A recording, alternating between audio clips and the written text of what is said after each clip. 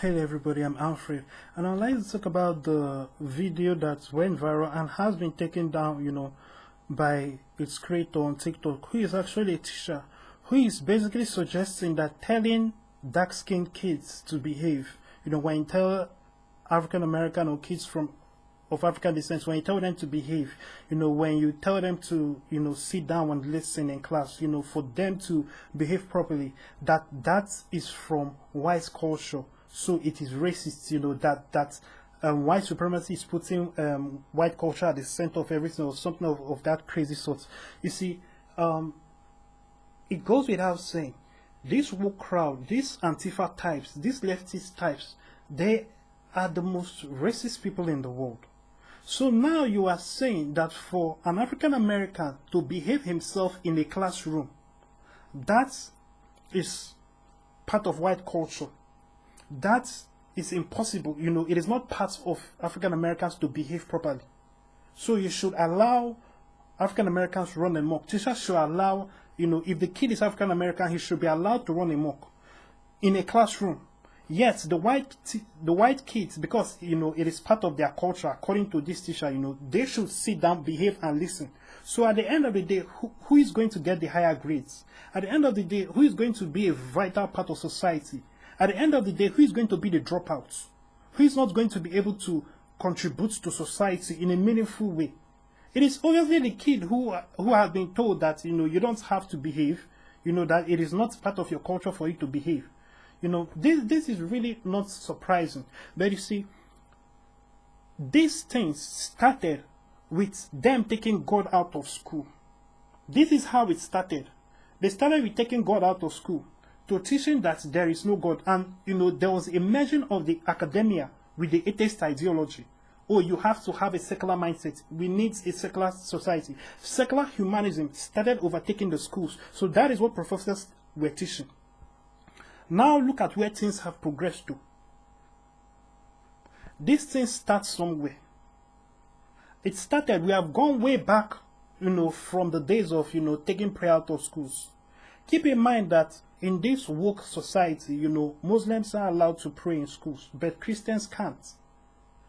So this is very interesting. Christians are not allowed to wear so-called symbols of Christianity.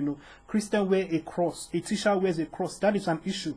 But a teacher can put a BLM flag in their classroom or an LGBT flag and tell the kids to pledge their allegiance to the LGBT flag and not to the American flag. That is okay. You see these things. And, in addition to the need for taking the schools back, restoring it to a state of secular humanism where this and this is not allowed, we must take it and make sure it is 100% Christian and have no tolerance for their madness.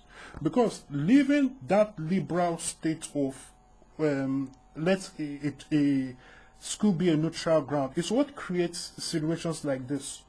When people believed in God, when people did not this God and they abided by the laws of God, they believed that there was a higher power, and that we had to conduct ourselves morally in a moral way, otherwise there could be repercussions, so we could go to hell, all those kinds of things. Even in a society where people were not born again, at least, like, let us say that over 90% of people were not born again, but the society was built on those Christian principles. You cannot compare those societies and how things were back in those days with now. It is because of this elimination of Christianity and God from public spaces. This is how things keep going in this direction. So, and it goes without saying. So this is what this light skin, those people of European descent, Americans, this is what they really think of dark skinned people. This is what they really think of African Americans, that you cannot behave, that behaving properly in class, sitting down and being taught is not part of your culture. How do you think people learn? Even in the old days, when people taught via stories, either in Africa or the days of the Native Americans, before the founding fathers went to that piece of land, how do you think that children were taught? Do you think that they were running about when their parents were giving them instruction? Even in the Bible, when Jesus was telling parables, do you think people were walking about? Weren't they sitting down in one place? How else are you going to learn? It's not when you sit down, you are calm, and then you assimilate what is being taught. Now you are saying it is not part of the culture of African Americans. And of course, it is this kind of nonsense that I have heard from certain so-called African American leaders. This is the nonsense that is pushed in CRT by a lot of CRT folks, because it is their excuse for poor performance. Oh, this is not part of African culture or African American culture, because these people don't even know where they are from, because they do not even give credit to Africa. They love to call themselves black, and there is now the movement of they were always there before the white man came, that it is not just the Native American, that they were always on that land that is currently called America. All these craziness, they are so against Africa and they hate Africa, so they don't want any link with it. They look at Africans and be like, oh, we are better than these people, and then they call themselves black, unintelligent enough to open up the dictionary and look at the meaning of that word black and understand that that is a very sad and unfortunate racial slope.